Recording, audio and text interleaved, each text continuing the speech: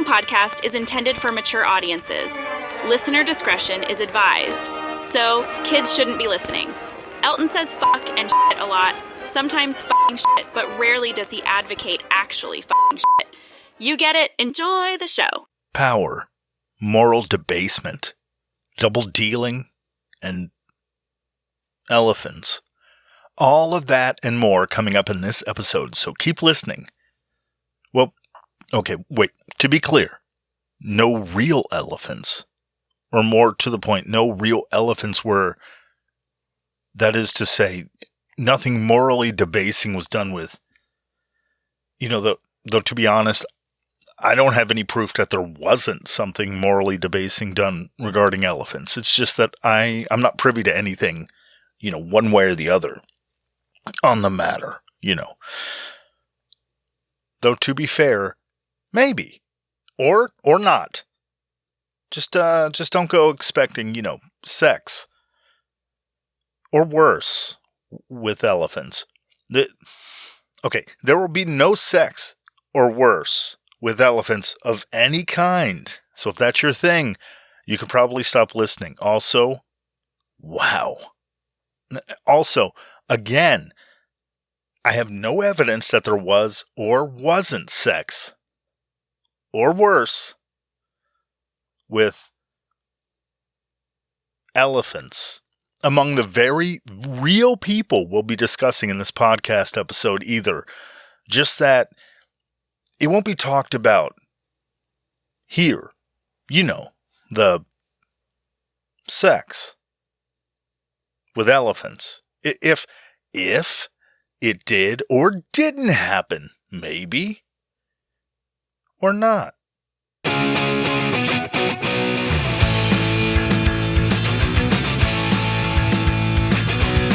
This is out to read some book the week. Podcast about books down to read. This is out to read some book the week. Podcast about books down to read. Yeah, and that's all. Since I'm done.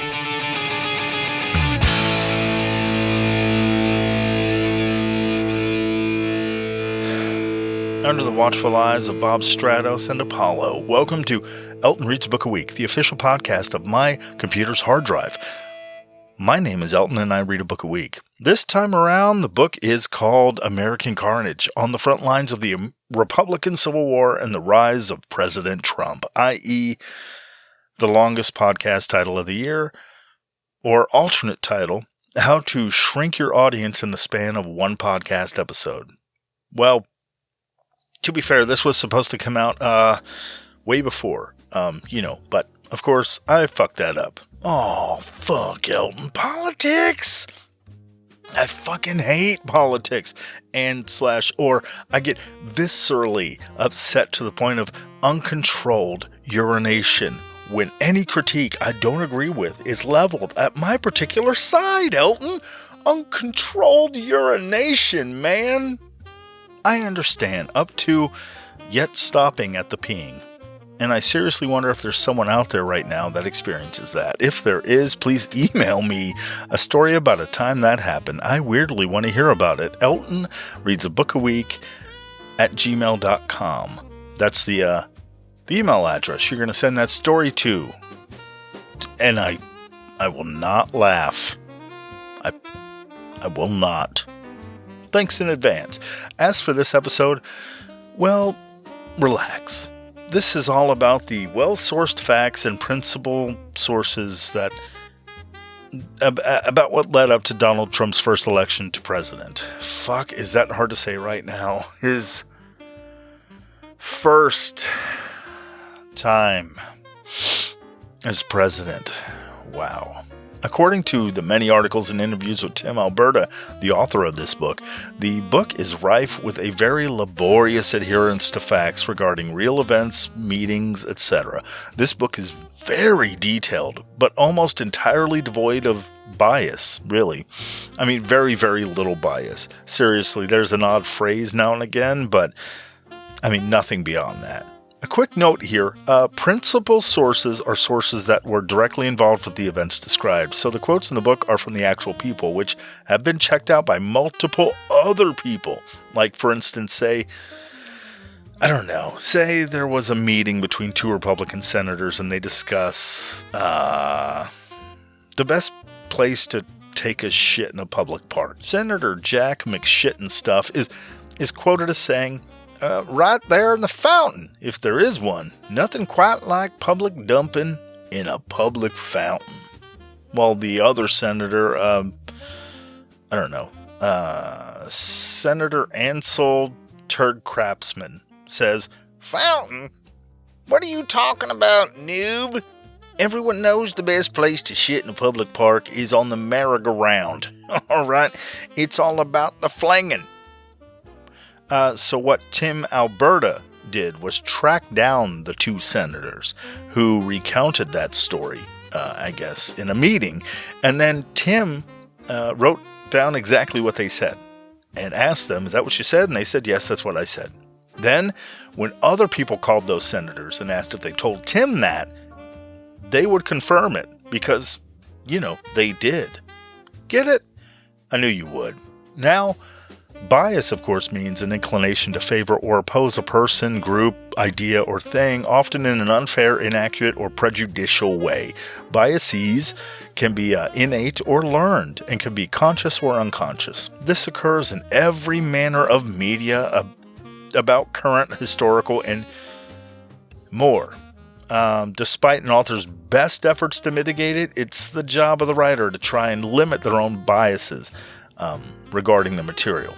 If the goal is to adhere as much to accuracy as possible, that is, which is to say, Tim does a great job at it. I'm sure his editors and multiple editors, or all of them, helped with that too. But I don't know what they did or didn't do. I only know whose name is on the motherfucking cover of the book. Now, before you go running away because you heard politics and Donald Trump and whatever, hear me out for a second. Politics are an integral part of society today, and oddly enough, given the subject matter of this book, very prescient to what we're all living through at the moment. So to play like they don't exist or are somehow removed from their effect, it's just a little odd, don't you think? I mean, for me, it's so workaday. It's akin to talking about stop sign placement or zoning laws and the, reasoning behind never, ever, ever, ever letting the public have flying cars, ever. If you're curious about the flying car thing, it's about every slight fender bender that anyone has ever had ever, and all of them ending with falling out of the fucking sky. Let that sink in. Just plummeting to your death, possibly smashing into buildings that are occupied by other people. Alright? That's what flying cars would get you. Still, done with flying cars. The emotional element. There's an emotional element to politics, which I both understand and don't understand all at once. Politics are very weird, aren't they? It's just weird. It's all a matter of opinion on something that affects the real world. We might have disagreements, but shit still has to get done, right? Doesn't it? Flying cars aside, this book is not a hit piece on Donald Trump or Republicans or anything. Far from it. It's the most forensic, to the point of almost being a historical record on its own. This is about how the Republican Party changed and morphed into Donald Trump's Republican Party, which, as you'll see, is different than its beginnings. Up to even a few decades ago. Decades? Up to a few decades ago. What the fuck am I talking about? Like, gibbering words. It's just about how the party has changed from what it was to what it is today. That's it. All along the way, I'll try to inject some levity because left, right, and center, we can almost universally agree that politics is boring as shit. And even shit is sometimes more entertaining. If I'm being honest,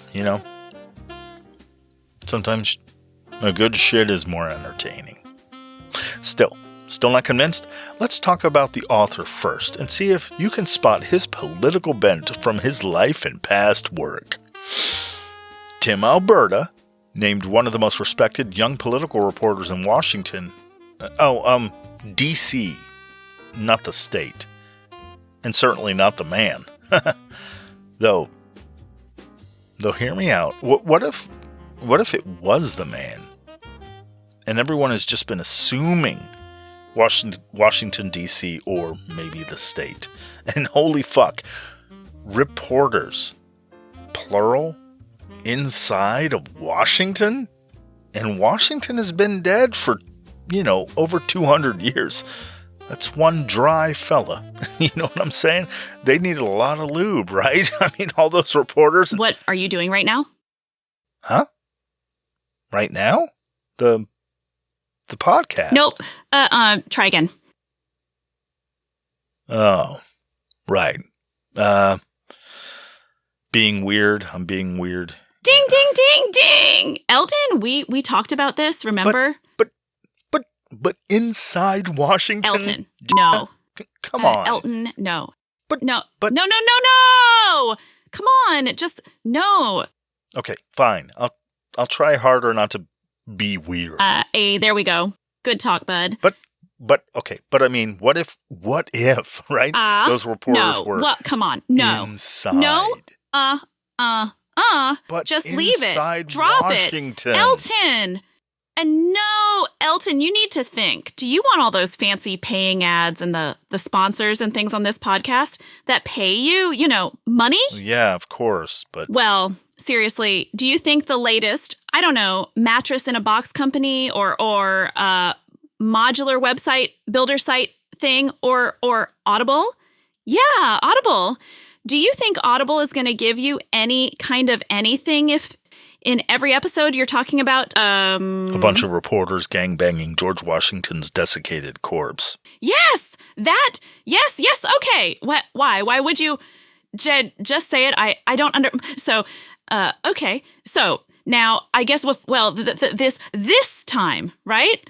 This time is just a lost cause at this point. But next time, okay.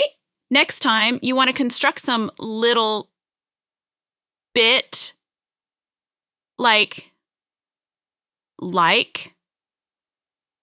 the one with the the reporters about gangbanging George Washington's desiccated corpse. Yes, Elton. Things like that. My God.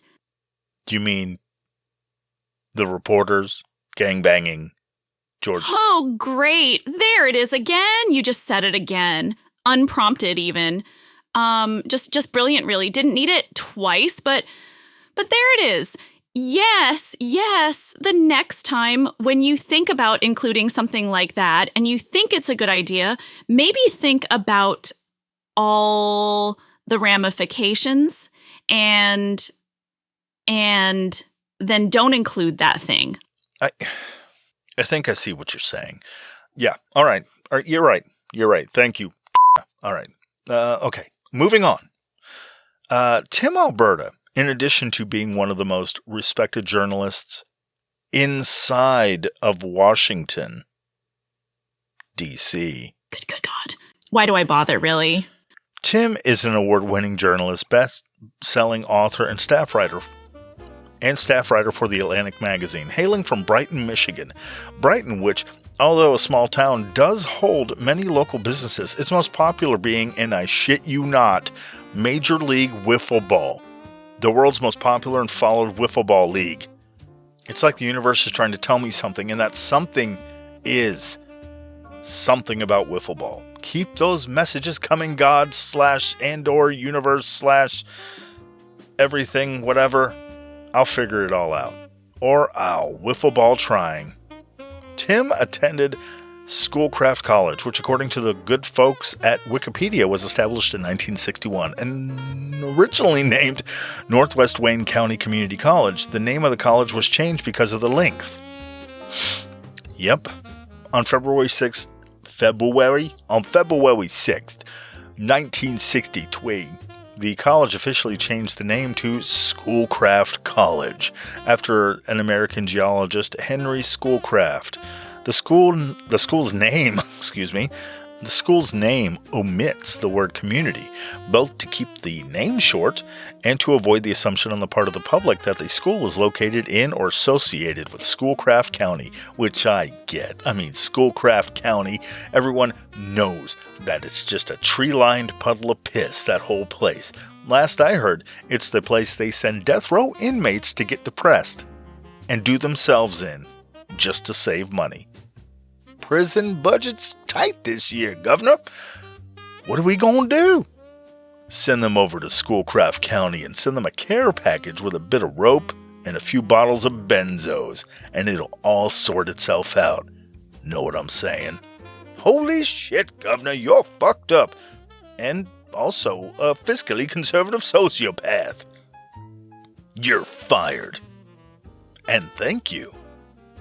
I'm sure there's nothing wrong with Schoolcraft County. From the pictures I've seen, it actually looks very pretty. Sorry, one listener from Schoolcraft County. Please don't Kaczynski me. Later, Tim went to Michigan State University, where his plans to become a baseball writer were altered by a serendipitous stint covering the legislature in Lansing, Michigan. Kid Rock country. He went on to spend more than a decade in Washington. Tim did, not Kid Rock. He went on reporting for publications such as... I'm off track now. He went on and did some reporting for publications such as the Wall Street Journal, National Journal, and the National Review. Tim would ultimately serve as chief political correspondent for Politico before moving back to Michigan and joining The Atlantic in 2021. Prior to joining Politico, Tim had extensive experience at National Journal, at the National Journal, whatever, where he covered Congress as a House leadership reporter and later reported on campaigns as the publication's senior political correspondent. In addition, he served as senior editor of The Hotline, which is not about sex, though it does sound like it, doesn't it? The Hotline. Anyway, he served as senior editor at The Hotline. I don't know what I'm doing, and has reported for both the Wall Street Journal, like I said, and covered the 2016 campaign for the National Review. In 2019, he released his first book, American Carnage, on the front lines of the Republican Civil War and the rise of President Trump, the book we're talking about today. It debuted at number 2 on the New York Times bestseller list. Later, he received critical acclaim for co-monitoring the final Democratic presidential primary debate in 2019, hosted by PBS NewsHour and Politico. In 2023, he followed up with The Kingdom, the Power and the Glory, American Evangelicals in the Age of Extremism. And in 2024, he won a National Magazine Award for his profile of Chris Licht, L-I-C-H-T, Licht, the chairman of CNN Worldwide, who was fired after the story published. Yeah. Must have been a badass story. I didn't read it. Anyway, Tim is widely recognized as one of the most skilled political reporters of his generation, covering a range of topics, including the Trump presidency, as this book is covering, Capitol Hill, the ideological warfare between and within the two parties, demographic change in America, and the evolving role of money in elections. Tim writes a regular letter to Washington. A 2020 dispatch highlights stories, trends, and people from outside the political bubble for the political bubbles. Alberta's consistent coverage of the biggest stories in politics grants him a front row seat at the latest congressional battles, the evolving campaign landscape, and the ideological warfare between and within the two parties, exclusively represented by leading authorities, Speaker's Bureau. Alberta grants audiences insight into the actions and motivations of Washington's key players. Key players. Tim's work has been featured in dozens of other publications, including Sports Illustrated and Vanity Fair. He appears regularly. I still can't fucking say that word. He appears regularly. When I say that, I sound drunk. He appears regularly. There it is. As a commentator on American television programs and speaks on politics, culture, and religion at forums around the world.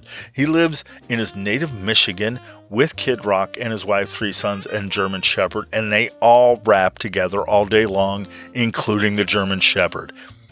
None of that is correct, except for the fact that he's a native Michiganer and his wife and 3 sons and German Shepherd all live together. Kid Rock has nothing to do with it.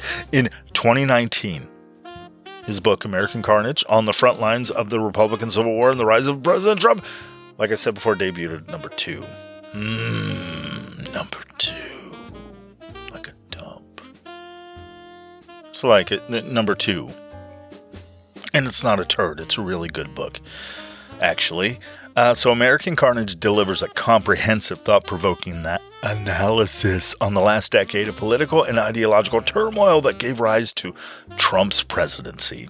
And it features exclusive interviews with some of the most prominent figures in Washington, including Senate Majority Leader at the time, Mitch McConnell, and former U.S. House Speaker Paul Ryan, who is now on the board of Fox News, I believe. So do with that what you will. And President Trump himself appears in this book. There's quotes from him in it. It's very accurate is what I'm trying to say.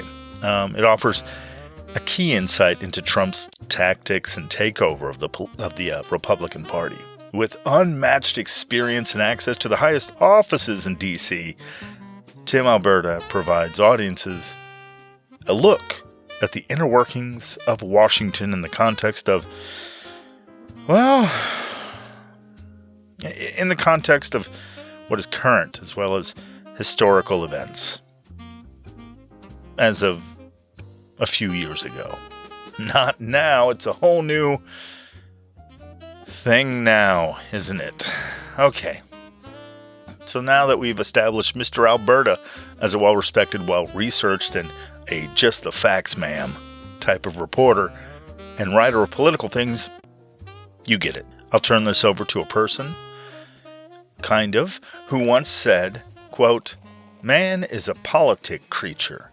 I hear what you're doing there, kid, and I'm not biting. Hey, wait, who once said, "Man is a political creature just as bears are hibernating creatures." Ladies and gentlemen, the one, the only, Shep. What kind of shenanigans are you up to? I never agreed to this. Are you drunk or something? Please. Shep, it's just a quick little history of the Republican Party. And I just need to run to the mailbox and I'll be right back. To the freaking mailbox?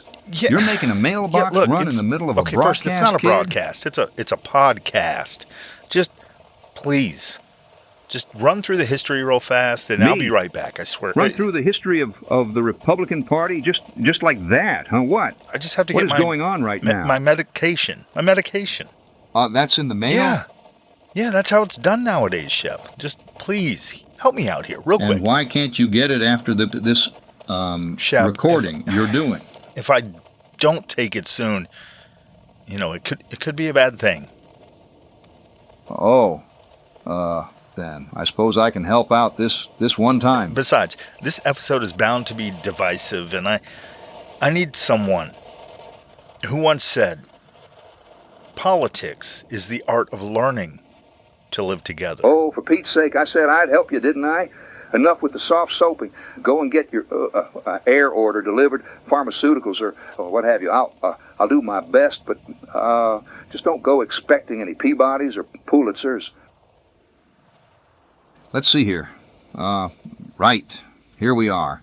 The year was 1820, and the Missouri Compromise had divided the country at the 36 degrees 30 minutes parallel between the pro-slavery, agrarian South, and anti-slavery, industrial North, creating an uneasy peace which lasted for 3 whole decades.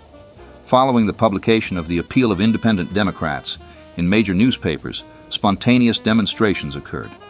This peace was shattered in 1854 by the Kansas-Nebraska Act. Settlers would decide if their state would be free or slave. Northern leaders such as Horace Greeley, Salmon Chase, and Charles Sumner could not sit back and watch the flood of pro-slavery settlers cross the parallel.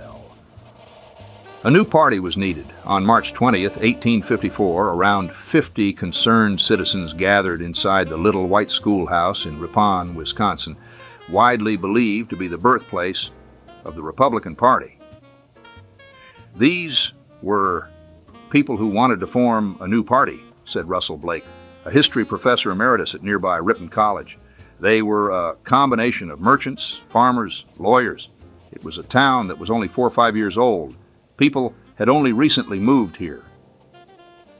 A few months later, on July 6, 1854, on the outskirts of Jackson, Michigan, upwards of 10,000 people turned out for a mass meeting, later called Under the Oaks. The Republican Party's name was christened in an editorial written by New York newspaper magnate Horace Greeley. Greeley printed in June 1854, "We should not care much whether those thus united against slavery were designated Whig, Free Democrat, or something else, though we think some simple name like Republican would more fitly designate those who had united to restore the Union to its true mission of champion and promulgator of liberty rather than propagandist of slavery." All of this led to the first organizing convention in Pittsburgh on February 22, 1856. The gavel fell to open the party's first nominating convention in Philadelphia, Pennsylvania on June the 17th, 1856, announcing the birth of the Republican Party as a unified political force. The movement grew so quickly that in the same year the Republicans fielded a presidential candidate, John Fremont, who came very close to winning with 114 electoral votes, compared to winner James Buchanan's 174 and Millard Fillmore's 8. Okay, I'm going to try and liven this up a bit. Just 4 years later, the Republicans' second candidate for president, Abraham Lincoln, went all the way. Oh, but of course, today's Republican Party isn't the same as Lincoln's. No, not by a long shot. No, the Republican Party and its members have changed or flip-flopped over the years, so to speak, like a great big political party pancake, an analogy that only kind of works if you don't think too hard about it and can leave out the thoughts of cannibalism. Okay, so during the 1860s, the Republican Party, which was dominant in the northern states, expanded the power of the federal government.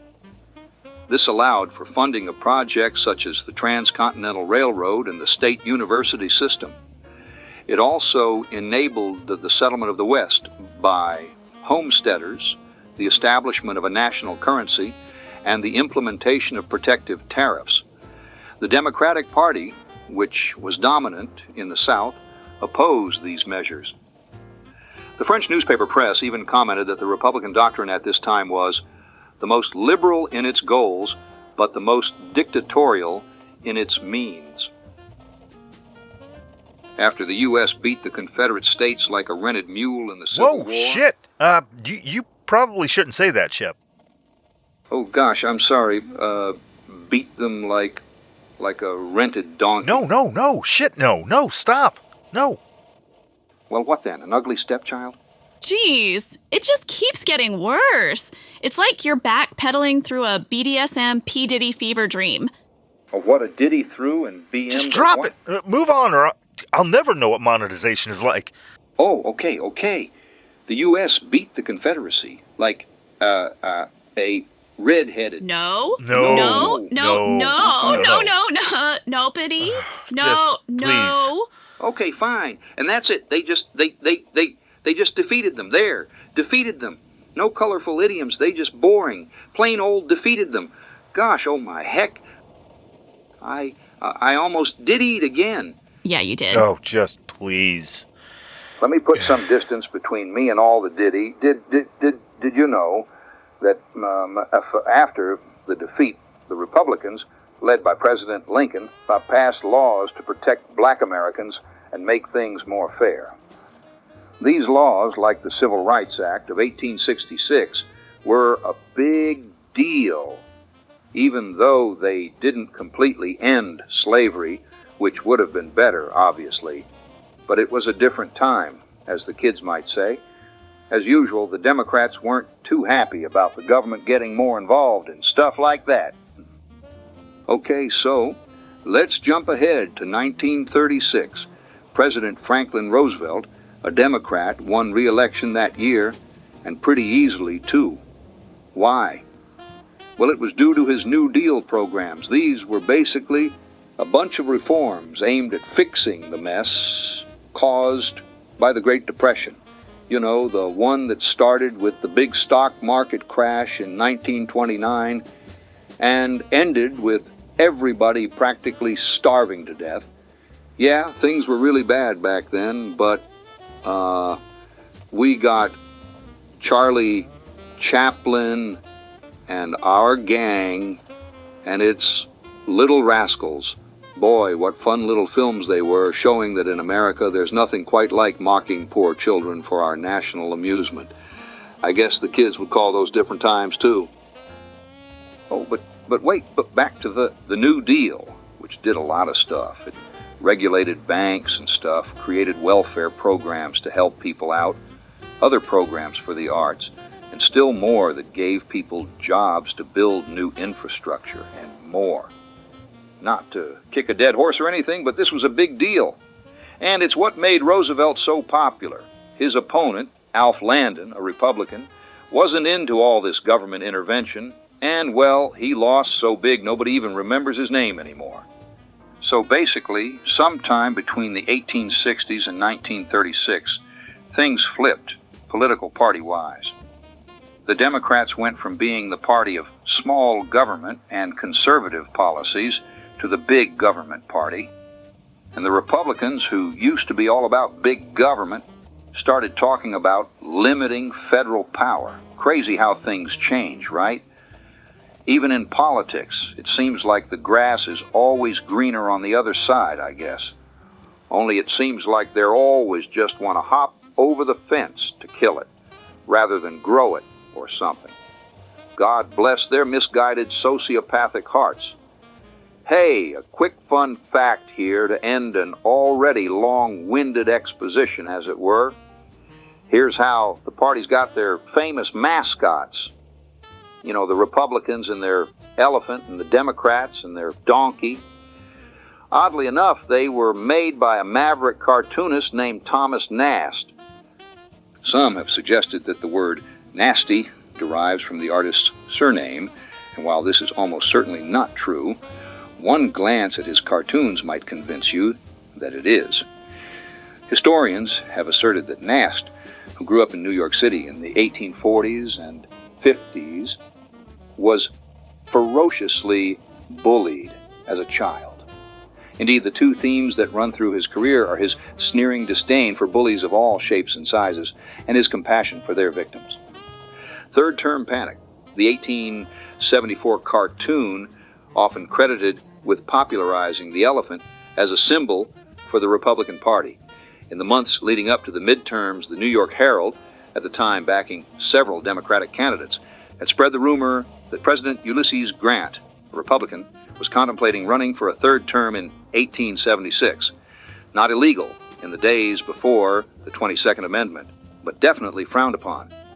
Nast, a proud supporter of the party of Lincoln, drew the Herald as a donkey wrapped in a lion's skin, frightening the other animals with wild stories of a Grant dictatorship. Among these animals are an enormous oafish elephant labeled the Republican Vote, which looks as though it's about to tumble off a cliff. Nast was hardly the first humorist to compare humans to animals. The story of the donkey and the lion's skin goes back all the way to Aesop. He wasn't even the first artist to compare Republicans to pachyderms. At least a decade earlier, advertisements had promoted the GOP with the slogan, "See the Elephant," an obscure bit of Civil War slang that roughly translates to "fight bravely." And while Nast depicted the Democratic Party as a donkey many times, though in Third Term Panic it actually takes the shape of a fox, the two had been linked since the days of the Jackson administration half a century ago.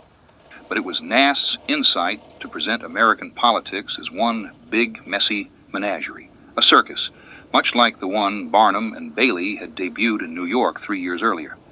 Like the best satirists, he ridiculed his own side almost as gleefully as he did his opponents. And so he reimagined the GOP as a weak, panicky creature that was constantly lumbering off in the wrong direction, its size more of a liability than an asset. Nast's donkeys fare no better. A typical cartoon from 1879 shows the stubborn beast dangling by the tail, about to fall into an abyss of financial chaos. More often than not, in fact, his cartoons depict elephants and donkeys only a hair's breadth away from chaos. A pretty fair assessment of Republican and Democratic leadership during the Gilded Age. In the 1880s, Nast was the most feared artist in the country, the sworn enemy of crooks and swindlers on the right and the left alike. Then, in a nasty twist, did you see what I did there, Elton? You son of a bitch. You're welcome. In a nasty twist of fate worthy of his cartoons, he lost all his money in a Ponzi scheme, the kind of sleazy operation he'd spent his entire career cautioning against. In 1890, he tried to rebuild his fortune by publishing a book of Christmas illustrations. By that point, however, he seems to have lost some of the creative momentum he'd gained at Harper's, and he spent the last decade of his life in poor health, painfully aware that his best work was long behind him. But the elephant and the donkey live on in political pageantry thanks to Nast's ingenuity. To date, the elephant remains the official symbol of the Republican Party, and although the Democrats have yet to declare their own, you wouldn't need to walk more than a couple paces at one of their rallies before spotting a donkey. It's a little weird that both of the major American political parties have embraced their mascots so enthusiastically, considering how poorly the two animals come across in Nast's original cartoons, how stupid, how pliable, how easily confused. Maybe neither party bothered to check before stocking up on pins and tote bags, or maybe they knew about Nast's mockery and decided that the appropriate response was to join in mocking themselves. Thomas Nast, the first big-shot political cartoonist in America, was also one of the most brutal satirists. His wood engravings were super detailed, and he used them to tackle a bunch of issues, like the Civil War, Reconstruction, immigration, and the Tammany Hall political machine. Some people think the word nasty comes from his last name, which is probably not true, but his cartoons were definitely harsh. Great job, Shep. Yeah, well, I did this for quite a few years back when I was, and sorry, your script here is a little, it needs, and now that I think about it, weren't you just in here talking to me? Why didn't you take over when, hey, what the heck? Are you eating something? I thought you were getting something from your mailbox for Pete's sake. Oh, come on. Tell me you didn't saddle this poor soul with your podcast just to skip out and go eat, Elton. This is the second time. Well, I'm sorry, okay? A guy's got to eat, right? I'll be honest. I'm a little hurt, Elton. I feel like maybe you took advantage of me, kid. Oh, no, Shep. Don't think of it like that. I wanted to step... You did eat me, Elton. Wowzers. Whoa, hey, that's not that at all. Isn't a thing per se, I just got a donut. If it were, I don't think you used it right, sir. I didn't. Just for future reference. All right, I tried to use the hip new slang or whatever. Don't say I didn't try. Darn, I was sure I had it nailed down. So, was the donut worth it at least? Kind of stale. Well, good. It serves you right.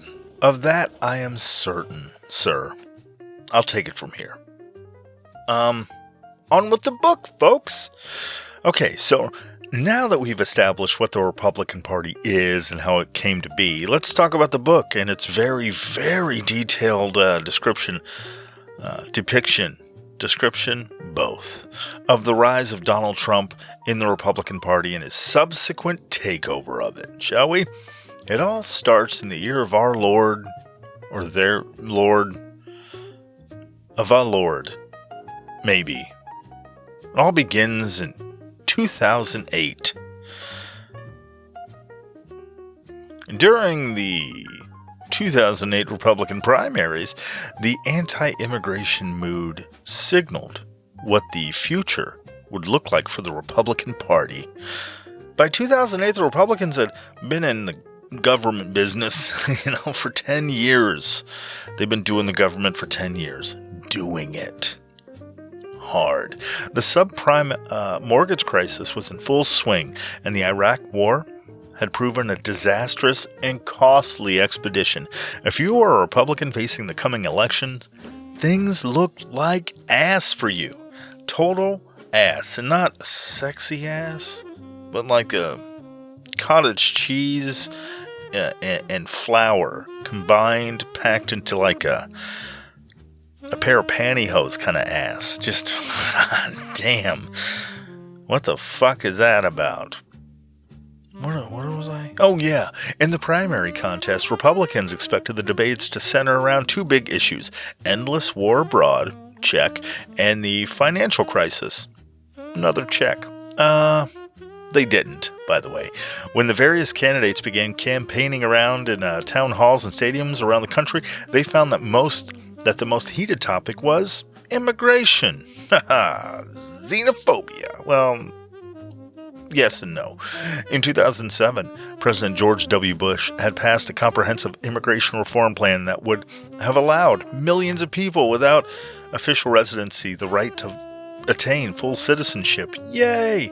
John McCain, one of the Republican presidential contenders in 2008, had helped pass that policy. Now, he was meeting Republican voters and was taken aback by how viscerally angry they were about it, even in regions that really didn't have much to do as far as immigration was concerned.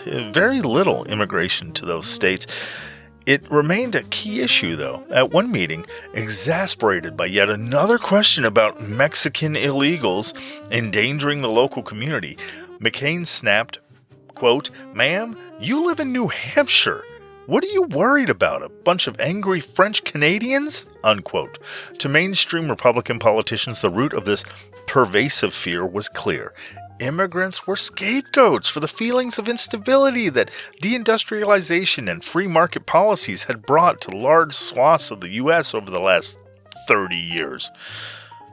Mitt Romney, Mormon extraordinaire, who was one of the other contenders in the 2008 contest, understood this immigration thing. He knew that many of the free market policies that the Republicans had supported themselves had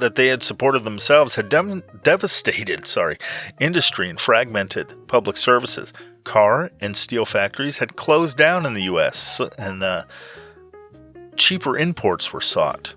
The basic state services had long been privatized or underfunded, all sacrificed because of market ideology. Romney knew all of this, but opportunistically, he played to the right-wing prejudices. Of course. He even began attacking McCain on his pro-immigration record, insinuating that McCain didn't understand the real concerns of working Americans. What this all boiled down to was a rejection of what George W. Bush had coined, quote, compassionate conservatism, unquote. Rather than the open internationalist worldview of the Republican Party establishment over the last 30 years, Romney was inflaming nativist prejudices for political gain. Does it sound familiar? Blame the brown people. This, especially those below the Mexican border. You know what I'm saying? Especially. Okay, anyway, this theme would return again and again over the coming years. It would.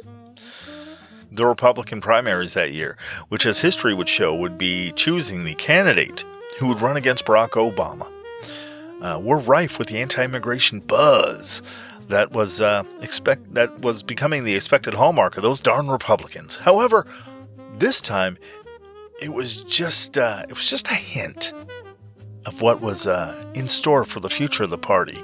That's motherfucking foreshadowing! At that point, Republicans had been in charge for a decade, but things were going south pretty fast, and not the good old Republican loving south. I mean, south as in to shit. The subprime mortgage crisis. I said that right, twice. It was in full swing, and the Iraq War was draining time and money and morale and, human life away. Basically, if you're a Republican looking toward the next election, the forecast was cloudy with a chance of completely fucked. Now, folks, assume the primaries would focus on the two biggest issues, the constant fucking warring overseas and everyone getting homeless all the time and all the bank bailouts and the imminent collapse of the economy. Maybe more than two things. But you know, that's the trivial shit. Still, the candidates thought it would only be two big things. You know, it would be something like that. Instead, they found out real quick that the thing that got their base really excited was sending home brown people wanting to come here to enjoy all the warring and the U.S. economy, you know, eating itself alive due to guilt-free mismanagement. Send these immigrants packing, they said to whoever wanted to be the nominee. When the collapse of civilization seizes this great country, the person we want to be murdering or exchanging sexual favors for the last can of green beans had better be speaking English. They cried in three-part harmony, in a cappella. Okay, that was too far.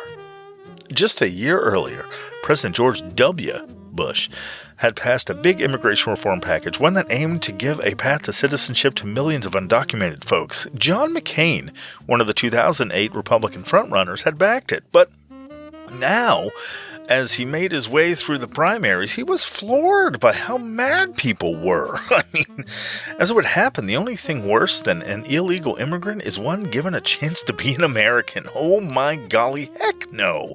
They broke the law coming here. The people, Republican base, screamed. They should go directly to jail and get deported and not given the opportunity to make things right, like say, I don't know, with a parking ticket or tax evasion, or 22.3% of cases that have fines or fees that are completely paid off, which are unequally applied, by the way, in the case of Black and Latino adults reported being charged and owing fines and fees at higher rates than white adults when it comes to those things. Or, you know, pay back with community service. But no, better still, actually, we can impose the same harsh punishment we, as U.S. citizens, dole out to corporations when they fuck around and find out. Like, I don't know, PG&E back in 2017 and 2018. When the Camp Fire, do you remember that back then? It was found that the utilities equipment were guilty of starting the massive wildfires in Northern California in 2017 and 2018, killing more than 100 people. Yeah, you know, we sent their CEO and upper management straight to death row and dismantled the company. No. Wait. Shit. No, wait. Let me, hold on. Let me, sorry. Hold on. I'm just scrolling down and, oh, they were fined. Yeah, well, I mean, that's not the, they killed people, right? Still, I mean, they were fined $200 million for killing people. So, I mean, still, okay, 200 million is a lot, but I mean, people did die. I guess, but, that was later waived indefinitely.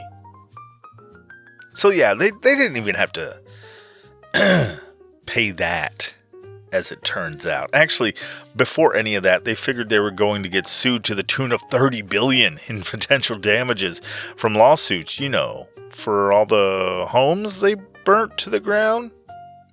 Catastrophe and people they killed. They thought they were going to get sued, so they declared bankruptcy to get out of any consequences. No. But wait.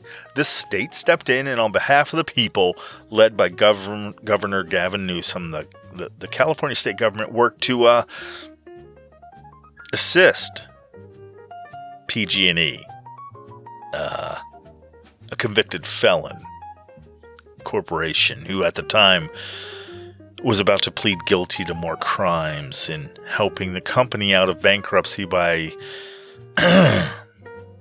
the end of June of that year, which would help PG&E access state wildfire funds to help it pay for damages if it starts another fire. So yeah, though a $117 million lawsuit was reached in what was settled or reached in 2022, the agreement reached by and between PG&E and the fire victims trustees, PG&E Fire Victim Trust to be exact, of the catastrophic 2017 North Bay and 2018 Camp fires was hard fought. It was a landmark decision, and other suits are being paid out. So, sure. So in short, yeah, let's dole out some of the same level of punishment for illegally crossing the border as we do with corporations that are convicted of killing over 100 people. Let's give them a fine and then waive it. And then help fund their future endeavors. And that'll show them. So, back to the book. So, even in areas with hardly any immigrants, John McCain found that illegal immigration was still the top concern. At one event, after getting yet another rant about Mexican illegals supposedly threatening the town, McCain was like, "Lady, what? Ma'am," quote, "Ma'am, you live in New Hampshire. What are you worried about? A bunch of angry French Canadians?" Unquote. See, that snide joke works because everyone knows French Canadians never get angry or leave the safe haven of Canada's single-payer healthcare system. Zing!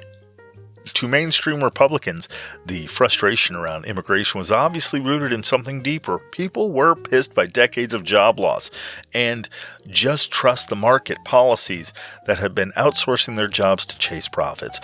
Mitt Romney, another major candidate, got this too. He knew that a lot of free market ideas Republicans had promoted had left plenty of communities high and dry, and not just in the the old sexy way of leaving someone high and dry. American factories were closing while cheap imports built in foreign factories that their jobs were outsourced to rolled in. And public services had been pretty much sold off or underfunded in the name of market efficiency. That's code, by the way, for cheaper in the name of larger corporate profits. Still, despite understanding that, Romney decided it was more useful to rile up the crowd than come up with better policy or something that would help them. He started taking shots at McCain's immigration record, basically hinting that McCain was clueless about the real issues facing everyday folks. What this boiled down to was a clear move away from George W. Bush's compassionate conservatism, unquote, instead of the more open, global-minded outlook the Republican establishment had embraced over the years. Romney was banking on stirring up nativist anxieties for political points. Oh, and would that work? And then backfire later. And then really work out pretty good later down the road. That's foreshadowing. As it turned out, firing up those xenophobic anxieties, well, that was a strategy that was just getting warmed up, as I just said, with the foreshadowing. Damn it! I missed the chance to end that like a Dukes of Hazzard transition. Let me give it another shot. Hold on. As it turned out, firing up those xenophobic anxieties, well, that strategy was just getting warmed up. Yeah! Them old Duke boys gonna get theirs. Or, I don't know, something. Them old Duke boys are gonna not break their car when they land. Something. Fucking, I don't know. Then there was the 2008 financial crisis that didn't just bring Wall Street, not in a sexy way. It stirred up some serious drama with it. That made no sense. Whatever. It stirred up some serious drama within the Republican Party and kicked off a wave of populist feelings across the country.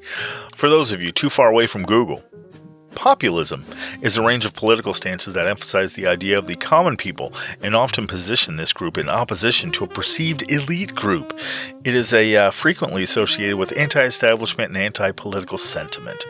You know, that old, I understand you folks. It's those elites in their high-rise buildings throwing money at each other and scratching each other's backs. Well, I like my back scratched too. We all do. I'm the guy to put those elites in their place and get us, the regular people, back scratching.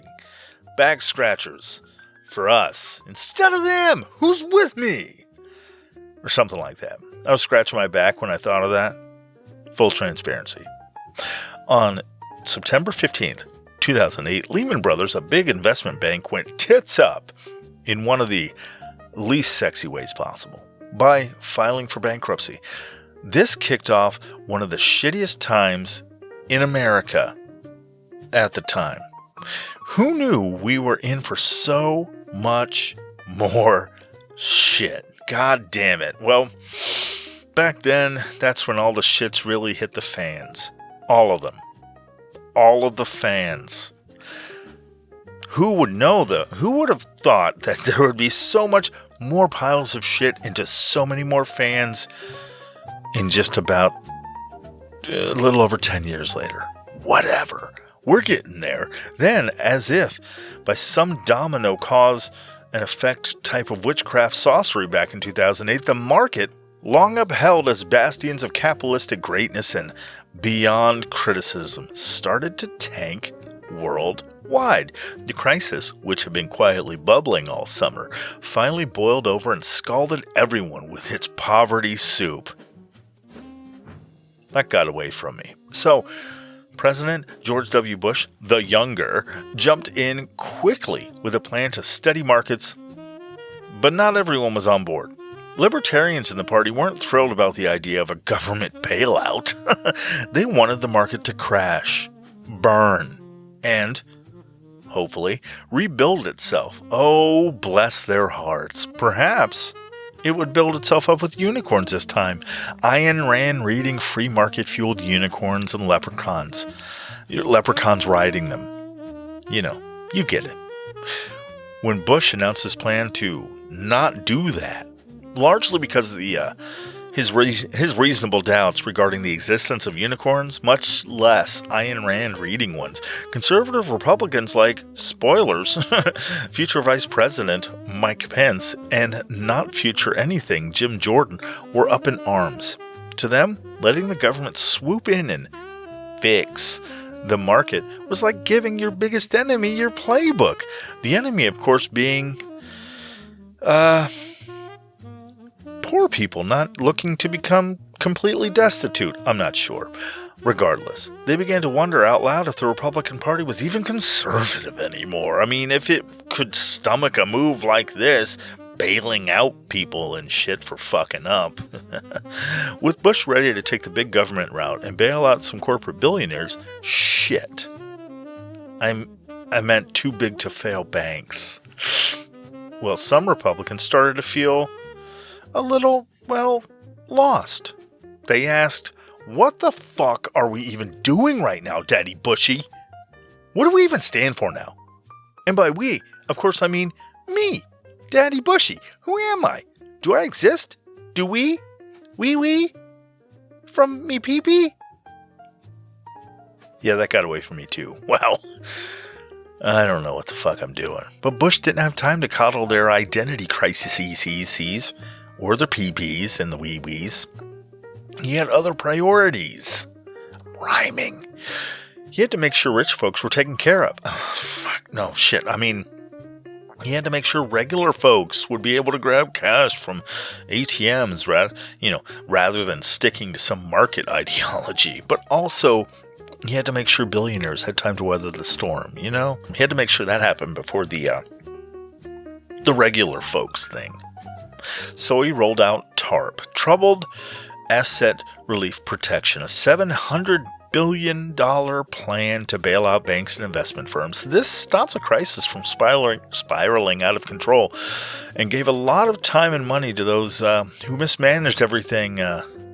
He gave them time to safely profit and exit from their own fallout before facing consequences, but left a lot of people,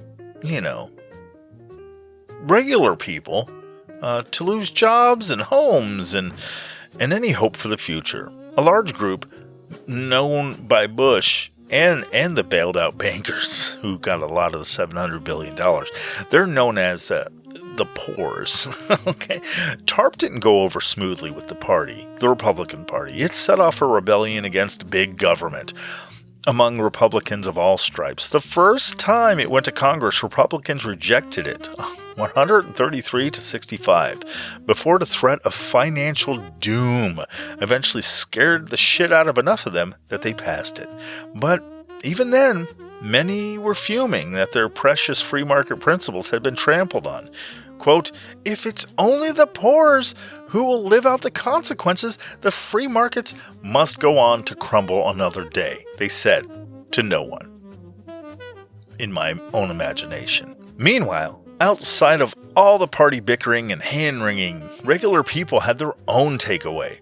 Wall Street got saved, which they definitely did, but everyone else got the short end of the stick, which they definitely did. From that moment on, a wave of populist anger against the government, both Republican and Democrat, mind you, swept through the country. And this, as it turned out, was just the beginning of some big changes ahead for them Duke boys. Sorry, that couldn't be helped. So, on the wave of those poors getting fucked with the economy tanking and the Iraq war dragging on, and I don't know if I mentioned that. By the way, the Iraq war was still going on pretty strong. Yep, that wouldn't end until 2011. John McCain and the Republicans didn't stand much of a chance against Obama. Why? Because he was Obama. Have you seen that guy? He's pretty damn charismatic and really good at giving speeches. Sure, he did a lot of drone strikes that got innocent people killed, but really, who hasn't done a few drone strikes these days? The guy has one of many bad days, and people just dump on him. I mean, look, in his defense, those people looked a lot like terrorists, and really, they all look the same on those video game screen monitors guiding the drones, so give the guy a mulligan, if anything. Am I right? People are terrible. Me included. Oh, I can feel those emails coming in hot, so I'll leave that nonsense there to fester and be taken out of context later. Obama did kick some ass, though, in addition to terrible things he would do later. When he wins, it wasn't just a loss, it was a landslide. The kind of defeat that your mom feels 2 states over. It signals a major shift in the country's mood. It's a lot of frowny ass rubbing, but figurative. But I'm getting ahead of myself. During the Republican campaign, things on the right started getting feisty, and by feisty I mean racist. At a rally in Pennsylvania, I know a lot about Pennsylvania, being here, but Bill Platt, the Lehigh County GOP chair, got the crowd going by inviting them to imagine how it would feel to wake up and find out that Barack Hussein Obama was the new president. Subtle, right? Meanwhile, at another rally in Minnesota, McCain himself got booed just for saying people didn't need to be afraid of Obama. At one point, a woman even got up and announced, I can't trust Obama. He's an Arab. Unquote. McCain tried to calm things down, saying, quote, No, he's a decent family man. I just happen to disagree with. Unquote. And for his trouble, he was met with even more booing and calls of him being in league with, at best, Satan, and at worst, black people. Okay, I added that last part. For Obama's team, it was all a bit intense too, as you can imagine. Elton, you know what I have a need for, a craving for, what I have a hell, almost an addiction for? Let me tell you, sweet, sweet ads, you hear me? You know how I get my fix for dem shits, E-Dog. With a mo-fucking ad break. Give me that ad break, sugar. Give it to me. Then after Obama's big win, President George W. Bush sensed things might be getting a little wee bit more tense. You know, that he figured they might get worse. But so he called a special meeting with right-wing radio hosts. Yeah, and urged them to go easy on the new guy. who of course, they did not. Like, not at all. Not ever. As Obama's first term kicked off, his healthcare reform proposal, affectionately named Obamacare by those right-wing hosts, set off a new round of ideological outcry on the right. They were still super pissed that some funny-named black fella took a job usually only done poorly by white guys. Republicans reacted with an energy that could only be described as full-blown crybaby whine hysteria. Quote, "How could we let this happen?" they cried. "Let's pause and quietly reflect on our platform and policy ideas that might possibly be alienating large swaths of the American constituency, and perhaps find ways to better align with the shifting needs of the American people." No, that didn't happen. No, in their view, Obama's relatively mild reforms weren't just healthcare tweaks. They were socialist abominations marching to the tune of Armageddon. Armageddon! Wild rumors started flying that the government was about to start covering healthcare for illegal immigrants. Another doozy that took off on right-wing radio was the idea that Democrat healthcare meant death panels, and they would start deciding who got life-saving treatment. If only they knew how the private insurance companies they currently promote and they have healthcare through, if they knew how they did things. Am I right? Hint: death panels. I'm kidding. No, I'm kidding. They don't even use people to decide. Federal data shows that health insurance companies denied more than 49 million claims in 2021, but customers appealed less than 0.2% of them. Investigative journalists at ProPublica found that the insurance company Cigna is using an automated system to assess and often deny claims in bulk. So you're lucky if you even get a live person on your treatment-denying death panel. That's fancy living. No. Wild rumors abound about this and more mucked up the waters with disinformation, causing something similar to a national panic attack, based less on who Obama actually was and more on a made-up version of him. In reality, Obama was actually pretty moderate, cautious even, with his policies, hardly the far-left menace they made him out to be. This fierce opposition to Obama didn't just change the political right, it hardened it. Compassionate conservatism? That was ancient history, folks. What replaced it was something angrier, more ideological, and as the years would show, metastasized and might be with us for a long while. The Tea Party movement back then was a big clue about how the Republican Party would transform in the years ahead. Anyone remember them? Remember the Tea Party? Oh, how I yearned to go back to the days of the Tea Party. It was far more slightly civil and also terrible, but somewhat less. No, it was terrible. I mean, who am I kidding? Ironically, it took Barack Obama's election to light a fire under the American right. After John McCain's loss and the listless end to Bush's presidency, conservatives seemed a bit rudderless. They had lost their dog-whistling racist roots, but Obama's win and all of the dark skin on him snapped them back to life. And with that, I feel I need to jump in here.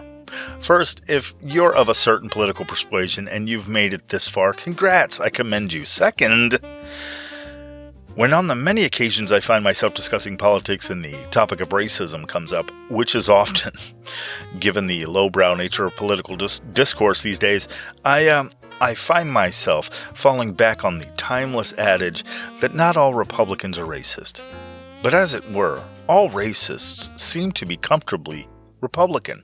That is to say, I have yet to see Confederate and Nazi flags casually and comfortably waving alongside Democrat promotional material at one of their rallies, unless it's a Republican protesting it. So, going forward, Understand that my mindset is moving along those lines. I am not apologizing for pointing out a glaringly obvious thing. If you don't like it, kick the Nazis out of your party. There you go. My 2 cents. So if you're all right going on, good for you. Very courageous. Thank you for listening. My next episode is going to be about the Democrat side, and I'm not going to be nice to them either. It'll give you something to chuckle and gnash your teeth to. On February 19th, 2009, CNBC reporter Rick Santinelli got fired up on air and called for a new Tea Party in protest of Obama's economic policies. Excuse me. It was a throwback to the Boston Tea Party of 1773, and people ran with it. At first, the Tea Party was all about opposing Obama's economic plans, but before long it expanded into a whole lot more. It turned into a broader movement with its own set of right-wing values, marking one side of the widening culture war, which is a whole nonsensical thing in itself, where Democrats leaned towards social liberalism and global cooperation. The Tea Party dug in on the opposite side, raising issues like gay marriage and how they didn't like it, immigration and how they didn't like that, and race because, well, racism. Plus, Tea Party rallies often showed signs of the same ugly racism that popped up in McCain's 2008 campaign. Not everyone in the GOP was thrilled about this new crew, by the way. Many moderate Republicans saw their brand of conservatism, as less extreme. A bit of Burkean restraint and a lot more thoughtfulness. The Tea Party's in-your-face style didn't quite fit that vibe. As the Tea Party grew, it attracted support from think tanks and deep-pocketed donors like the Koch brothers. Their group, Americans for Prosperity, got behind the movement, seeing its energy as a way to push their favorite libertarian fiscal policies. Those fucking iron-pumping libertarians. No. Their favorite libertarian fiscal policies. You know, low taxes, deregulation, and no government-funded healthcare because, as we all know, sick people work the best and longest. But here's the thing. The Kochs weren't really keen on all the social issues that energized the grassroots. Frankly, they'd rather avoid them altogether. What do they care about gun violence? They have a highly paid personal security team to deal with that. I mean, come on. But they knew that without hot-button cultural issues, nobody would give a shit about their dream of not paying taxes. The billionaire brothers had to make sacrifices and fund a few groups full of poors to talk about all the abortions the other poors were getting every day for free from the government. They had to fill the figurative cheap seats, folks. Take this money and scream Tea Party. Scream about all those abortions, and the gays and their equal rights demands. Even better, all the illegal welfare gays getting abortions paid for by the U.S. taxpayers. Oh, and also, let the billionaires run unsafe businesses that poison people, price gouge them, and let them never pay taxes again. But also, the gays! The gays! How dare they! But, worded only slightly better than all that. And or something like that. You get the idea. The Tea Party movement wouldn't have packed the same punch without some good old down-home, unsubstantiated fear-mongering, is what I'm saying. And they knew it. So in a way, the big money backers just hitched a ride on the populist wave. Those two forces, cultural war and wealthy sponsors riding the populist energy, would come back in a big fucking way. And eventually, they'd all rally behind a new champion of whatever mess they were slowly turning into, which was Donald J. Trump in 2016. And more or less, the Tea Party primed the base for Donald Trump, who for all intents and purposes hijacked the Republican Tea Party and gave it a totally new personality, his own. When Trump threw his hat into the Republican primary ring in 2015, the party bigwigs mostly rolled their eyes. They figured it was just another Trump stunt, a way to sell himself to the public so that they would watch his game show, sell more hotel rooms for his hotels, and probably slap his name on some gold-plated tchotchkes. Spoiler, they were very wrong, and very wrong. From day one, Trump thought the GOP was too soft, too polite, too boring, and too obsessed with losing gracefully. He looked at guys like John McCain and Mitt Romney and saw their milquetoast campaigns and thought, nah, we need to go full savage. That's code for asshole. Trump's gripe with Romney's 2012 campaign was that he'd been way too nice to Obama, like he was trying to win most polite loser instead of the presidency. Trump's solution? Skip the handshake and go straight for the jugular. He wanted the GOP to stop playing by the rules and start throwing haymakers. And while he was at it, he figured the party needed to feed a base a steady diet of fear, lies, and stoke more fear. And culture war drama and more fear, about immigrants and criminals and combining them into immigrant criminals and gay criminals and trans criminals and, beware. But it wasn't just the style. Trump wasn't, he didn't understand their policies either. Deregulation? Snooze. Globalization? Pass. War abroad? Hard no.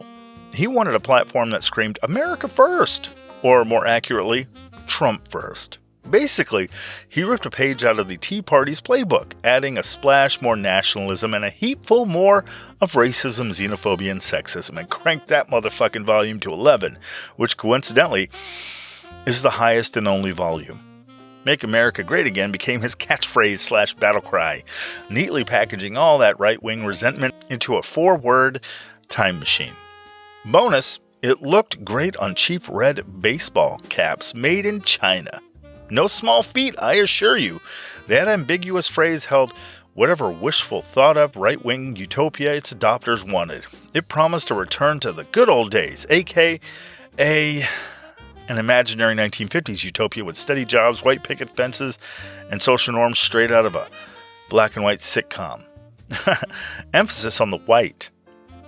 Outside a 2016 Trump rally in Arizona, you could see this nostalgia on full display. One attendee, Pam McKinney, gushed, quote, "When I listen to Donald Trump, I hear the America I grew up in."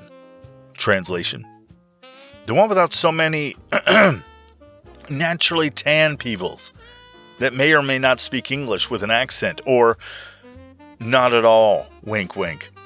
She and her husband had ditched California because she felt the state was rolling out the red carpet for undocumented immigrants instead of, her. Pam's beef? Immigrants weren't getting white enough. Sorry. Assimilating properly. Quote, "They're celebrating their holidays instead of ours," she grumbled. Ours, meaning, the ones we brought over, or that were brought over by British people. From England, not America, the country she lives in. The bizarre mental gymnastics needed to be performed to just not say the very, very thinly veiled quiet part out loud is mind-blowing. It could be an Olympic sport for them if you could set it to a stopwatch and bar trans people from competing in it. You know what I'm talking about? Transphobes are the worst. Trump saw this simmering resentment towards everything and threw gasoline on it, easily igniting unrefined, tear-diluted gasoline. Then he turned this into his whole campaign. What used to be whispered around the dinner tables, he blasted through a megaphone. And it worked! During the 2016 primary debates, Trump didn't just break Republican Party orthodoxy. He lit it on fire and awkwardly danced around it. And that dance is now affectionately referred to as the Trump double handy. You know what I'm talking about. If you don't, please allow me to paint you a visual picture here. Paint a visual. Imagine an octogenarian man, or approaching octogenarian man, depending on when you're listening to this. Imagine he's unrhythmically jerking his hips from side to side, while appearing to give a hand job to 2 ghosts hovering on either side of him. It's like that, but worse. As the debates kicked off, Trump was like a chaos muppet, high on Scut Farkas lines. Seriously? You took it there? Wow. I had to, Shep. It was the only way to. Oh, brother. Trump looked like a thin-skinned, bullying asshole in a lineup of polished establishment sniveling assholes. You had Mark Rubio, once the token brown adjacent guy to make the party look less racist, and Ted Cruz, the Tea Party's champion of unlikability, and Jeb Bush, the brother to one of the worst presidents in United States history up to that point. These were guys who, for all their sniveling asshole quirks, still played by the GOP handbook. They backed the usual free trade, illogical libertarian stuff, kept their bickering semi-civil, and at least pretended to understand how the government worked some of the time. Trump? Yeah. No. He tossed the handbook straight into the shredder and then squeezed out a hefty McDonald's-sponsored log onto that shredder to chase the handbook down, because why wait, right? His strategy was all nationalism all the time, served with a side of scorched earth tactics, not so subtle racist dog whistling, and zero regard for the facts. The man was running a campaign like a reality TV show, hell-bent on ignoring reality, and the rest of the field had no idea what to do about it. One moment that sent the GOP establishment into full-body cringe happened during the Las Vegas debate on December 15, 2015. Moderator Hugh Hewitt lobbed Trump what should have been a no-brainer question. Explain America's nuclear triad. The whole "we can nuke them from land, sea, and air" thing. That's basically what it is. Easy, right? Wrong. Hewitt had already asked Trump this same question on his radio show earlier in the campaign, where Trump fumbled and fucked up that question, or the answer, I'm sorry. Trump trying to remember his own kids' names. Surely, Hewitt thought, that was a while back. Okay, he's boned up on this by now, right? Nope. Trump mumbled something incoherent before wrapping up with the totally reassuring line, "To me, nuclear is just the power. The devastation is very important to me." Cue stunned silence. Hear me out. But it seems that to me, when someone is clearly telegraphing that they have no idea what the job they're applying for entails, and has no inclination into learning about it, and takes the most stunningly dangerous take on it, should, disqualify them in some kind of way. Seriously, imagine you're hiring a forklift operator, and they come in not once, but twice, and tell you that they're pretty sure forklift is for just lifting forks, and that they believe, if it's not lifting forks, they believe that the true power of a forklift is crushing people. And that's what they like about it. Would that conversation end with, "You're hired, let me get you the keys"? No. That wasn't the only time Trump made the GOP sweat. Earlier in the campaign, he'd started gushing about Vladimir Putin like the Russian leader was his high school crush. On Face the Nation, he casually mentioned that he'd probably get along very well with Putin, and that U.S.-Russia tensions would just, poof, disappear if he were president. Later, he doubled down, calling Putin a strong leader, and brushing off Russia's whole murdering journalists things with, well, America does plenty of killing too. Because murdering is just fine if everyone's doing it, right? For decades, praising Putin's authoritarian leader was a one-way ticket to political purgatory. But Trump's team knew exactly what they were doing. A chunk of the GOP's base saw Putin as the ultimate macho man, shirtless, horseback riding and all. And they loved his disdain for liberal values. So while the establishment reeled in horror, Trump's poll numbers kept jumping up, which, to be fair, said more about his base than Trump himself. The overall takeaway, Trump didn't care about the rules because, frankly, they weren't made for him. For someone who has never had to face any consequences for not following the rules. And to the utter disbelief of his rivals, his rule-breaking campaign kept winning. Because, as it would happen, it was wildly refreshing to everyone who felt they had been failed by the rule-following politicians and their double-talking, double-speak, newspeak. Again, it says more about the base than anything else. And let's hear it for 2 semi-solid George Orwell references. You can't see me right now, but I'm bowing. The 2016 election results didn't just reveal America's divides, they practically tattooed them on the country's forehead. As the night of the 2016 election rolled on and the votes started trickling in, what had seemed impossible for months started looking, well, pretty insanely holy shittin' in the pants, fucking fuck this nightmare train is really gonna murder its way through town and destroy that figurative bomb factory, isn't it? Possible. Trump was winning. Mainstream Republicans like Paul Ryan had already prepped their Trump was a terrible, terrible mistake. Let's all forget this blatantly racist, ham-fisted, sexist, adjudicated rapist, word salad generator. Forget that he ever pulled back the vanishingly thin veil of the Republican Party and get back to affixing that dog whistling veil and back to the business of helping business. I mean, I mean the American people. Yeah, yeah, they wrote out those speeches. But as the map turned redder, their jaws hit the floor. Meanwhile, way over at Trump Tower, Trump and his crew were glued to a streaming feed, watching the electoral scoreboard light up like a Vegas slot machine. What they saw wasn't just a win. It was a whole new roadmap for American politics. Blatant and boisterous lying had finally come into fashion, folks. First came Florida. The networks called it for Trump, which shocked just about everyone except apparently Trump. Then North Carolina fell. The pattern was clear. White rural areas were going all in on Trump, while urban, diverse cities stuck with the Democrats.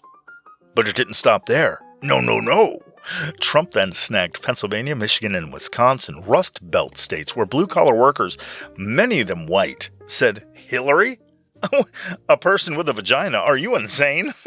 First a black guy? Twice? Now you want a non-penis-bearing human to run the executive branch over my granddaddy's white hood? Nah, we'll take the guy with the hats." Hillary, meanwhile, was expecting minorities to rally behind her in record-breaking numbers, and while she did way better than Trump with non-white voters, it wasn't enough to cancel out his dominance with white voters, who made up 77% of Michigan's population alone.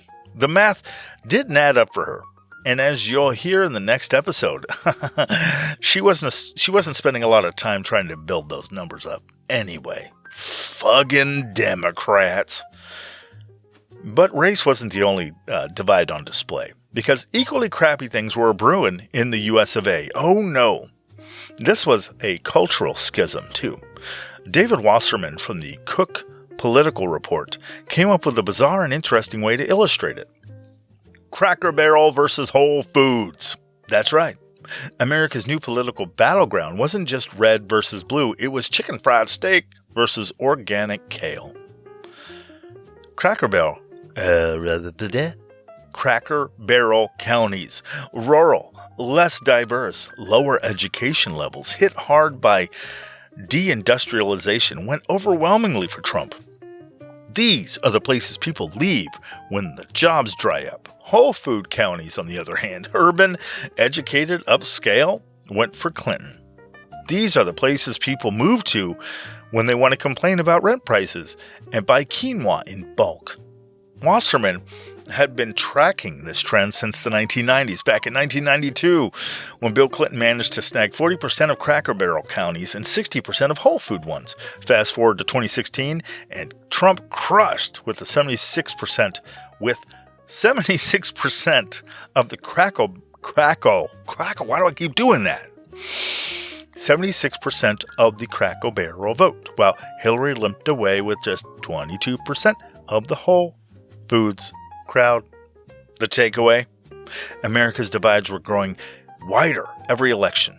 Trump didn't create this polarization.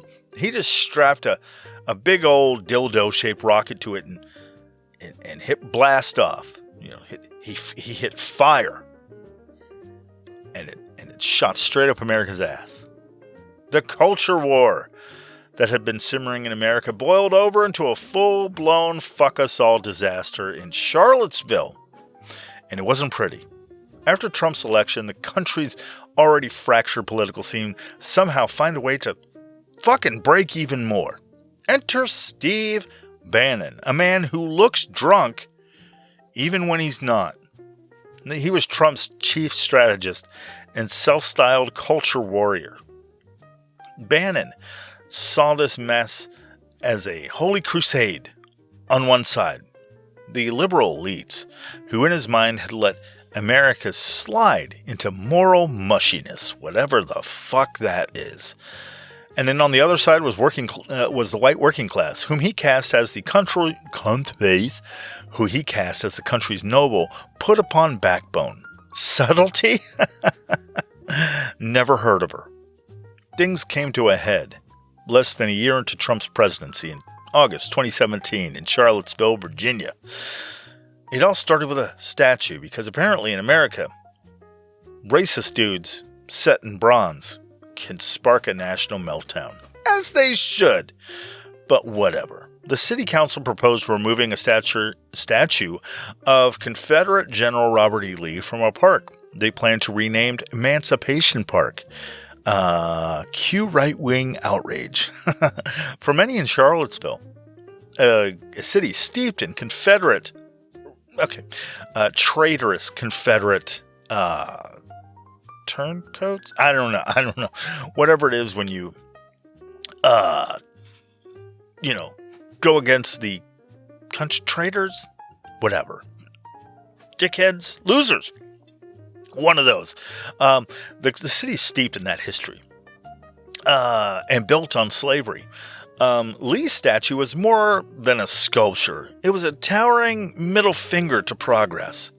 And taking it down felt like a threat to the entire right-wing worldview, which says a lot.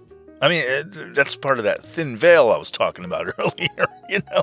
This escalated into the Unite the Right rally on August 12th, 2017, a far-right jamboree that brought out white supremacist neo-Nazis and KKK members like moths to a cross burning. The festivities kicked off with a torchlit march through the University of Virginia's campus, where these fine folks chanted charming things like, "You will not replace us," and the even more specific, "Jews will not replace us." The next day, things ramped up with armed militias, KKK robes, and David KKK Grand Dragon Duke himself, a guy who somehow still gets invited to this sort of shit.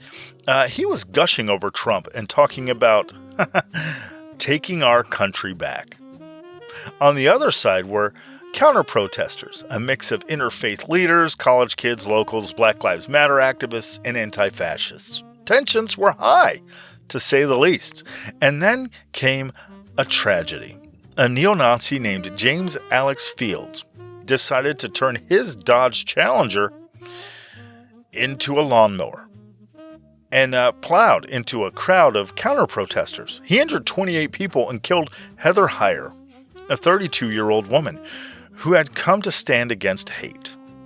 When it came time for the president's response, a pretty softball answer would have been all right to say. Something like, "Fuck those Nazis," or "I denounce white supremacy," or "White supremacy has no place in the country," or "the United States should not be kowtowing to Nazis," or something like that. Something like "Nazis are shit." Trump delivered one of his most infamous moments instead, where he condemned the violence, but he spread the blame around, saying that there was wrongdoing on both sides. And then in a move that had jaws hitting the floor nationwide, well, some jaws, others turned them into a smile. He defended the Unite the Right crowd, insisting that there were, quote, "very fine people on both sides." Very fine neo-Nazi people on both sides. Oh, no. There are very fine people. There's the people that died because of the neo-Nazis, and then there are the neo-Nazis, KKK people. Those were the fine people on both sides. Those were the two sides he was talking about. The easy thing was just to say again that Nazis are shit and fuck them. But no. For many Americans, this was the moment that Trump revealed just how far he'd go to stoke division if it served his political goals. And as the country staggered from this episode, one thing was clear. The Republican Party wasn't just in the middle of a revolution. It was being dragged through it, kicking and screaming. The big question now is how and where does it all end? And goddamn, we naively thought it would all end in one term, and we'd move on. But as every day is now seemingly like an entire year again, it is, as it's been lately, we have 4 more years of the Donald. Fuck.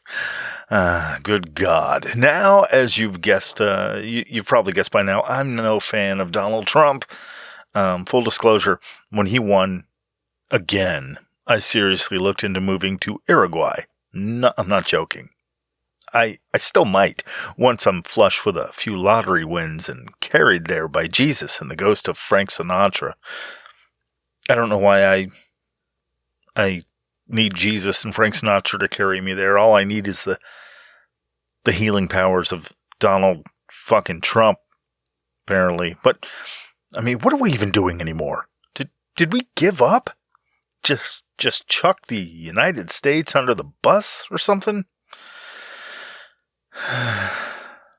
Look, I know that I'm not as engaged a political animal as I'd like to be.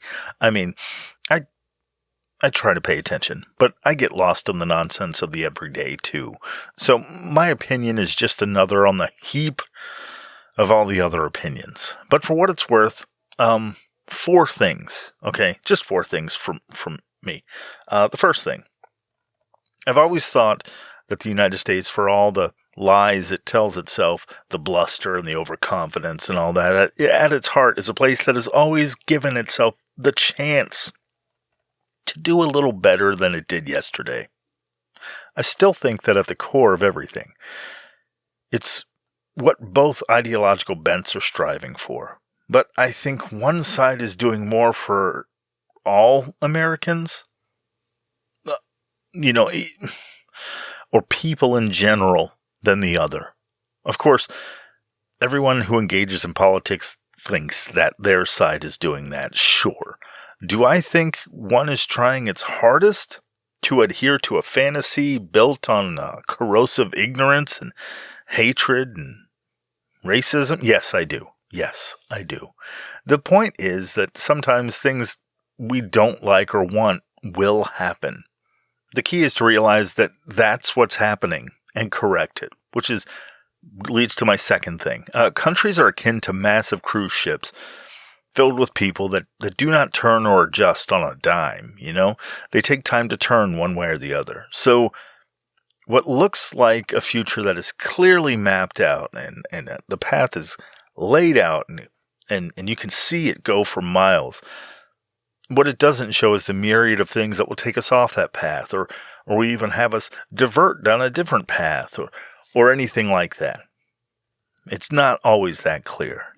Ships take time to turn, even into the right direction. It really just depends on who is at the wheel more and what they do when they are there steering it. The third thing is that people generally are selfish in a way that they want to lead lives of just being content, and being able to do what they want, love who they want, and just be happy in a way that they want, just to be content. We're all selfish for living free of worry. The party or platform or whatever that can deliver on that effectively will win out in the end. It's already becoming evident compared to everything that came before this, which leads me to my final thing. As a species, we're learning. We're getting better at this. It's taken us thousands of years, but we're closer to the selfish contentment, for lack of a better way of thinking. From me, we're closer to that. We're closer to what we want. It just takes time to turn the ship. And the direction we want reveals itself through our learning and adjusting. History has shown that we've been here before a few times, And those times before lasted a long time. But they've been getting shorter. And more than ever before, we're recognizing it for what it is. And I think it'll be far shorter lived this time than with the man with the tiny mustache.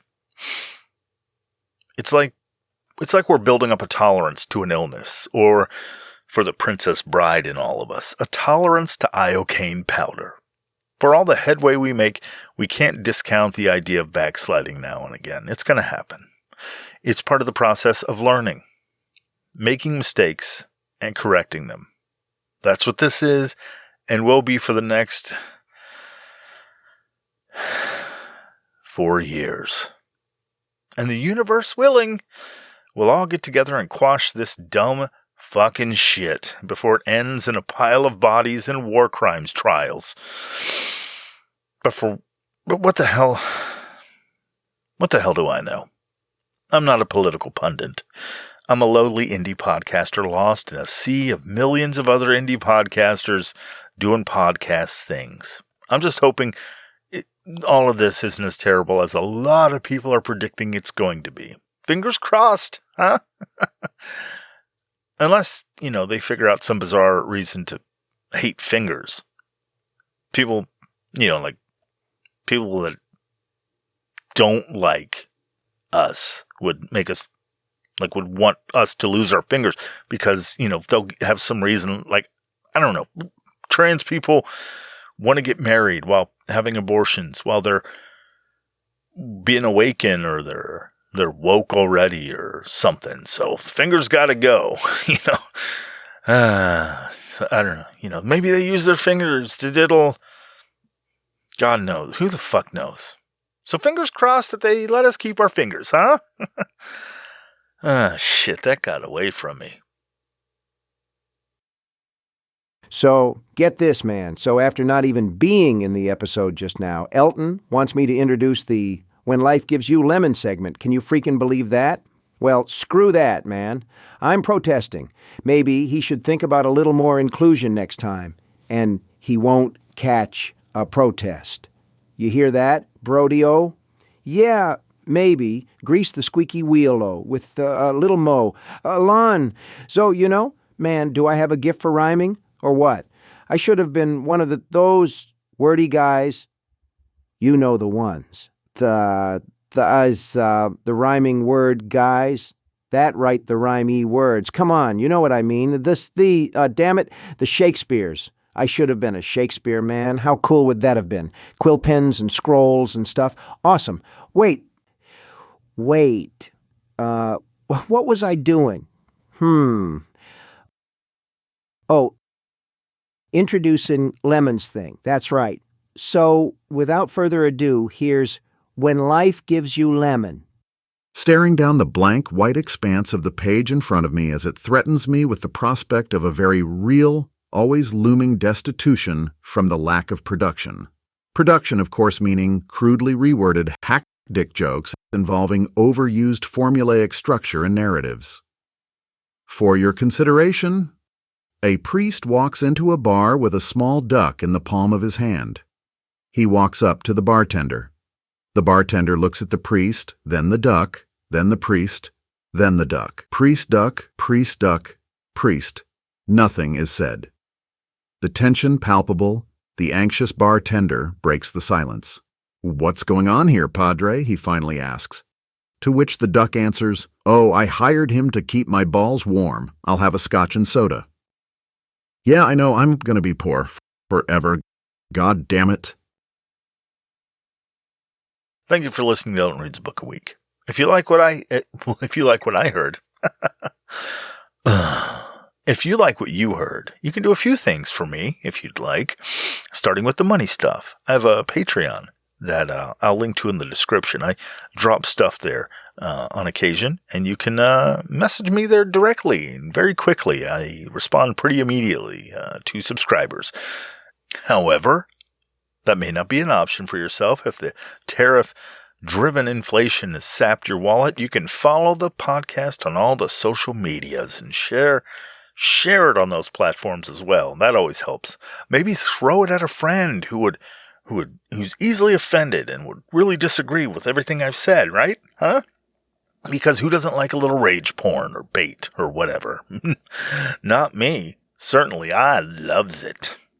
You can also contact me at eltonreadsabookaweek@gmail.com. That's an option, though to be fair, I'm slow on that one. I mean, I'm not going to lie. It's easier to get to me through Patreon.